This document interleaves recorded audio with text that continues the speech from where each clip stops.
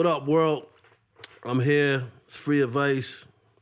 It's been great, man. Thanks for all the love we've been getting. You know, I've been getting a lot of advice from the people in the world telling me how much they love it, hearing the story. Like I said, the only thing in this world that you can get that really ain't gonna cost you nothing is free advice. And I'm blessed, man, to have a lot of friends in the industry. Literally, my top 5 rappers, 3 of them are my best friends. This guy's been one of the pillars of the foundation. Without further ado, I got Mr. Raspy himself, Jadakiss, ladies and gentlemen. You know, I don't got the sound effect buttons, man, but Nah, it's all good. What's up, brother? I don't even know if you knew that, man. So my top 5 is Mos Def, Black Thought, Salute to both of those brothers. Big, Definitely R.I.P. Frank White. You, and 3000. And it's 3 Stacks. What up? and I literally talk to y'all. It's crazy. It's just, you know, I don't know if you have your favorite artists as your friends or My brothers, you know that. Styles P, Sheik Luch. That's true. That's true. So, you know, the podcast is just about parts of your journey that people could listen to and they take advice from without you giving it to them directly. Mm-hmm. So, you know, through your career, I seen a lot from before I met you and through the journey of knowing you. Let's start from the beginning. You know, with the group when it was called the Warlocks, and what I like to do with people coming on, you've been in the game so long, but the new generation don't be knowing the history. They just know you as Jadakiss, so they don't know a part of the journey. So I try to give them, before we just get up to the modern day things, talk about some of the things and like how did it start with the Warlocks? The Warlocks were more popping during the horrorcore era. Like we was in school, we was probably sophomores or, freshmen, sophomores. That's when Grave Diggers was out, stuff like that. Channel Live. Yeah, it was, we was the Warlocks, kicking the bars from hell. Now, was it the same names? Was Styles P, Jadakiss, and Sheik? Or? Nah, I think we was still raw, just Jay Ski and Sean Ski and Dave. Wow. Styles was always Dave Styles, though, because that's his government name. Mm. You know what I mean? David Styles he was always Styles. That's a hard last name. You know what I mean? Yeah. So, but when we got the Bad Boy, that's when we started learning about marketing and things like that. And Puff was like, the Warlocks wasn't marketable, so he didn't even care. He just chopped it off to the Locks and told us, yo, y'all figured y'all coming out here, y'all come up with what the Locks is gonna mean, but it's not Warlocks no more. Now it's the Locks. And we decided, made that living off experience. Mm. So how did Jadakiss come? The name Jadakiss come about? Jadakiss was given to me from my man from my block, one of my OGs, Rod Lee. He's a very ill individual. The way he talked, the way his style of dressing is just, his whole aura was a little bit different than everybody. And one day I think he was on the phone. Somebody called him and must have asked him who was on the block. And he was just saying to everybody, yeah, I'm out here with K and Day and this, and that kid Jadakiss, man. I was like, what? He said, yeah, Jadakiss, man. I said, oh yeah, I'm stealing that. I'm running with that. Yeah, I'm running with that. So, Nah. And it was ill because Puff was like, yo, you got to find a name because Sheik had Sheik, Styles, you know what I mean? I didn't have no name when I first got the Bad Boy. So he like, you can't just be Jay from the Locks. You know what I'm saying? So I'm like, damn. What I'm gonna call myself? Nah, that's fire. Then he hit me with that Jadakiss, and then I made it J to the Kiss of Death. You know what I mean? So now you know me. From the first album, the voice was there. It was there, but it wasn't raspy. Was still young? It was still young. It was light. It was light then. It was minor. It was learning from it. But was the voice always there? Even before rap, was the voice always? Yeah, my voice is like this naturally. Like some people will see me and be like, "Damn, you really sound like how you sound." I'm like, "Yeah, you're supposed to sound like how you sound." Yo, my pop. I think I called you. My pop was watching we was watching because you hit me and then I hung up and he was like, "Who that?" And I said, "It's one of my friends." And I played him and he was like, "Why the boy voice like that? He got a cold?" I said, "Nah, Daddy." I said, "That's his voice, man. He ain't got no cold." So, through the bad boy, I think one of the things a lot of people that they don't look at you as business and marketing and for me, in marketing and business, the first thing that's the most important is brand protection. You like the Locks as a group and then the Locks solo as three individuals, never nothing bad. Always image right from the gear to the whips to the jewelry. How has that journey been keeping the brand of the Locks just so almost perfect? I mean, we have some ups and downs, but for the most part, we just remain ourselves. You know what I mean? We don't ride the wave. We create the wave. You know what I mean? We are the wave for those people looking for that wave, and that's just what it is. Don't ever get out of your element. Don't ever get out of what you do. Don't ever, It's like we open minded. We love everything, but as far as us as a group and how we carry it, we very militant about that, and we try to keep it as solid as we could keep it. So definitely, I mean, because you look at so many groups, man, they go through their turmoil, and the Locks is just staying. It's a brotherhood, because you, Sheik, and shout out to the fourth member of the Locks, my man K Rosewood. Like, how long have you? Because I know you and Sheik been together. How long y'all been together? Well, me and Luch, our grandmothers was neighbors since little, since little. And then they actually happened to move across town and remain neighbors. Wow. That was ill. So they moved together right across town. No, actually, this is what happened. This is the ill story. I mean, my mother's mother, my mom's was next door neighbors with Sheik's dad's mom. Then she moved and became neighbors with his mom's mom. Know what I'm saying? Wow. So we was damn near grew up. And then when I moved right up the street from his mom and him and his mom. So we go on a weekend, our grandmas, we see each other. So then y'all go we over go to there. the same school. We live right down the hill from each other. And then we got go with P, junior high, 8th, 9th grade, something like that. And we started, we brought him into the group because we was already a group as little kids. Like you and Sheik. Jay Ski and Sean Ski. Wow, the Ski brothers. You know what I mean? And we brought that. Then, as we got turning teenagers, P was in the group, and we was ever since. We've been rocking out strong. So let's talk about from going there. Like y'all had two of the Locks albums is like classics. It's still my all-time favorites. Being under Puff and Harv and just everybody. What was like some of the advice y'all got without Puff even telling y'all, just working under him? What are some of the things that just y'all... don't stop working. Don't stop. Can't stop. That's his mantra. That's his catchphrase. That's his slogan. That's words to live by. You know what I mean? He's always working. As successful as he is, he's still never stopping. And that's just something, if you take that, apply it, you gotta attain some type of success. You know what I mean? Yeah, no, totally. I mean, it Puff's his makeup makes me work. I remember Puff said that he only need 4 to 6 hours a day. I heard that way back, and I was like, yo, if that's all he need, I think sleep. Yeah, to sleep. And this was probably early 2000s, and I was like, yo, I need to adopt that philosophy if I really want to get to where I want to get at in life. So another person that you was around was Big when y'all was young, and I know heard stories that y'all got a chance to write with Big, and touch on some of the points of even being around Big, because I know that made you push your pen to a whole nother level. Yeah, B.I. was that dude, man. It was like being on the Bulls.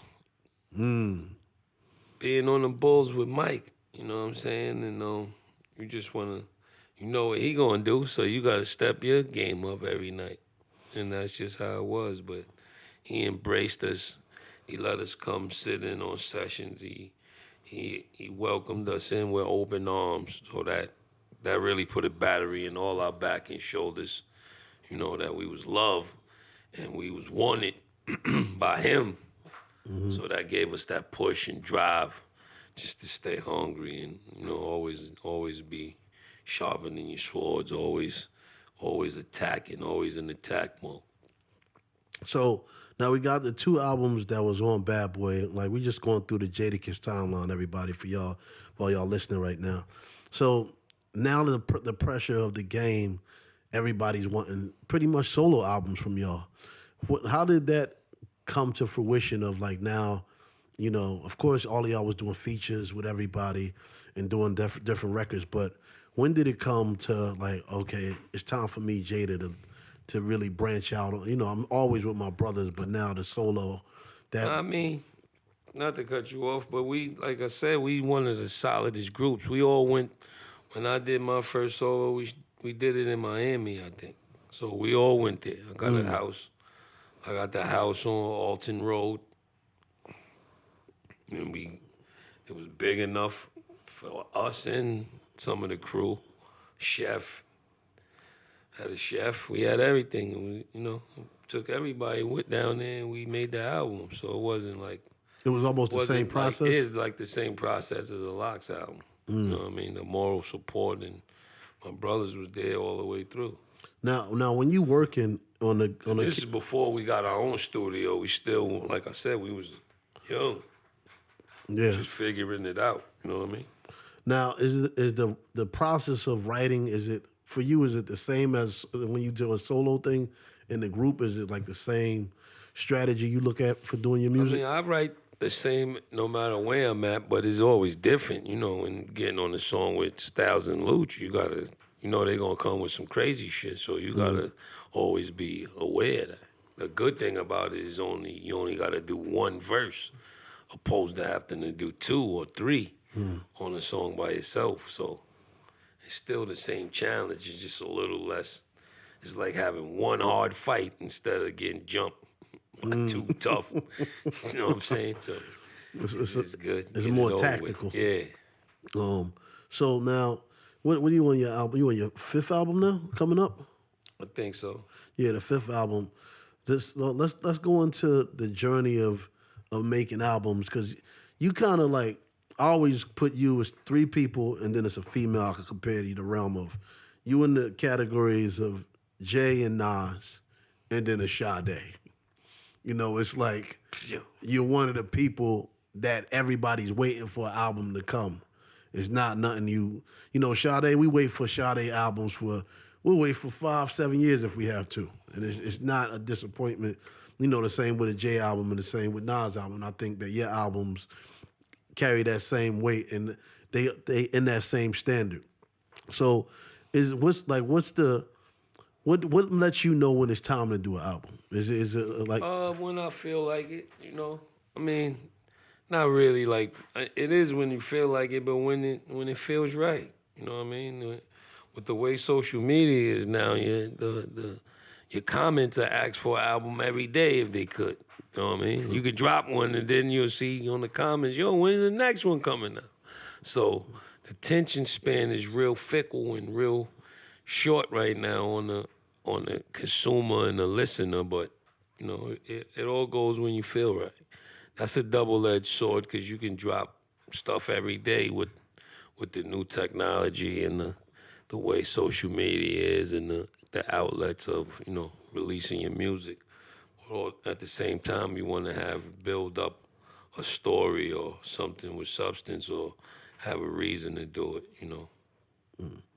So when I look at Jadakiss, the artist, it's a couple, pillars that I look at that make up who you are, that's been connected to you for years. Like, one is the fashion. You always been dressing, fly since a young shorty. The sneaker game is just as impeccable as the lyrics to me. Then you got the jewelry aspect of it. Like, talk about how important that whole package is for you as an artist. Like, I mean, for today, that stuff is just is your costume. You know what I mean? My mind is elsewhere. I'm buying houses and real estate and putting my other 4 kids through college and doing things, on a grown man level, opposed to just spending money recklessly like when I was young. I still do dumb shit with my money, but I think about it a little bit more. You know what I mean? I think about my kids. I think about my mom, my family, wife, for things me, of that nature. So I like seeing other people happy. It makes me happy as far as my loved ones go. And I think you need that though. You're a brand. You have an image which to obtain and uphold, and that's also your brand. You know what I mean? You make money off your brand and your likeness. So you want to look nice. You want to have nice jewelry, nice clothes, and you know what I mean? That's a conversational piece. That's an icebreaker. You put up a picture with a mean, hype beast sneaker or anything is going to create some, viral moments. So you need that with today's time especially. yeah, no, I think for the way the culture is, it's weird because I think, especially at a person of the level that you are at in rap, these things I feel like you don't even try. It's part of who you've been all your career. Like I said before, knowing you, I feel like the gear always matched the music. Yeah, I've been had watches, did all of that before you was recorded every day or before your privacy was invaded. So it's not really, nothing to me. I love seeing dudes get fly. I love seeing young black and Latinos get money. You know what I mean? That's what it's about. Whatever the game switches to, as long as it could keep these young kids out of trouble, let them feed their family, take care of their kids, take care of their mothers. That's a beautiful thing always. You know what I mean? No matter which direction the music goes in. If the people like it or not, as long as the youth is, capitalizing off it, is a beautiful thing. It keeps it going, man. One of the things that I think people don't get to look at is when somebody like of your caliber, the longevity of you, that keeps. It's a lot of people was great lyricists, but the longevity of them is not there no more. And a testament to that is your business. Being able to know the business and maneuver through this game, how you maneuvered. Just shed some light on like how important the business side of your career had to match up to like the skill set of you. Well, I'm still fixing that up. I mean, that's something that I'm working on every day to get, cross your T's and dot your I's with that. You could always do better. You could always do better business. So I'm just trying to get it as sharp and as airtight as I can get that. But it's always good to, have a good staff around you, finance your money to the best of your abilities. Work. Do a lot of work. The more work you do, the more money you're going to get. And that's just the bottom line of this business. Relationships. It's good to have good relationships, good rapport with people. That will give your career legs because for the most part, anybody you can scroll down your contact list in your phone, they probably have money. So when you call and they see your name, it can't be about money. It got to be about, the relationship you got with him or her to get what you need done. And that's just probably how this business started, and that's how it's going to continue to be ran. So another pillar that's connected closely to the Jadakiss brand is health now. You'll have a couple of juice bars, you and your brother Styles. 4 right now to be exact, more on the way. Wow. Shout out to P, shout out to Nah, shout out to Hit, shout out to Leo, shout out to everybody involved. And you have the one in Yonkers. Actually. Yeah. I'm co-owner of the Yonkers store. When did the health role really come a part of that Jadakiss brand? I mean, it became a part of it as you start getting older. You know what I mean? When you ain't getting no younger, you got to get, it's the harder, the older you get, the harder it is to lose weight, the less your heart rate, your cardio goes down, all that stuff start working against you. So you want to get a jump on that early before you get a call for diabetes or, any type of ailments, God forbid. And we all got family members, mothers, fathers, aunties, uncles, sisters that, go through them type of things. So we just trying to educate ourselves and educate the hood, one person at a time to prevent it, with fruits and vegetables, putting life into your body instead of putting dead stuff into your body. No, it's totally important. I think that health doesn't get even communicated in the brown and Latino community at all, and I think it gets communicated when it's too late. That's one thing we got Juices for Life for, because we want to get the early jump on anything. Black and Latinos don't go to the doctor enough, and you usually only go when it's too late, when they say something, when you feel a lump or when you feel some type of pain, or you know what I mean. And we just trying to prevent that. Totally. I still look at it as twofold too, because one level was the Juices for Life, but then you were one of the people in the recent years that we seen actually working out on social media on a high level, from exercising, doing the bar. Was that always a part of your routine, or that came later in the career too? Shout out to my man Giant from the bartenders, the whole bartenders crew. Giant thinking, mind up. Yeah, we had a fight, actually. Speaking of the whole thing, Kansas City, shout out to the Kansas City Chiefs going to the Super Bowl. We had a little brawl in Kansas City when we was on one of the locks runs. And that just opened my eyes, like, yo, when you get home, you got to work out. Dude punched me in the back of the head, Players Club style.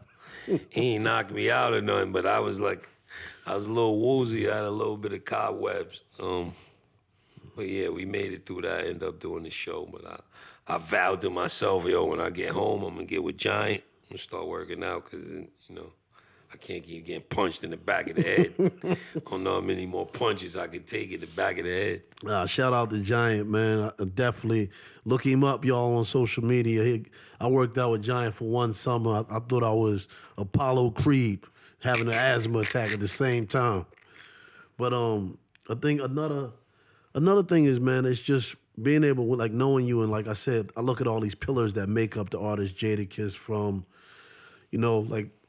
the clothing world, the music world, the health world, the family. How do you balance all this? And one of the things I hear about you from all over is great relationships, great guy. How do you balance everything and still have time for yourself? I mean, that's the responsibility of being a man, is balancing your time.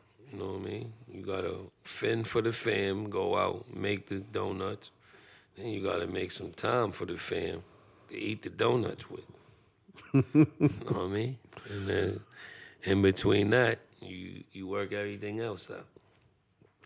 All right, totally. So, a couple more questions. And another pillar that I know is, the tagline. I think you are the James Earl Jones of hip hop. You gave me that. Now we got to bring that to life, because I love that. You know what I mean? Shout out to James Earl Jones. I think, it's a couple voices in hip hop that's very distinct. I think that's one of the lanes.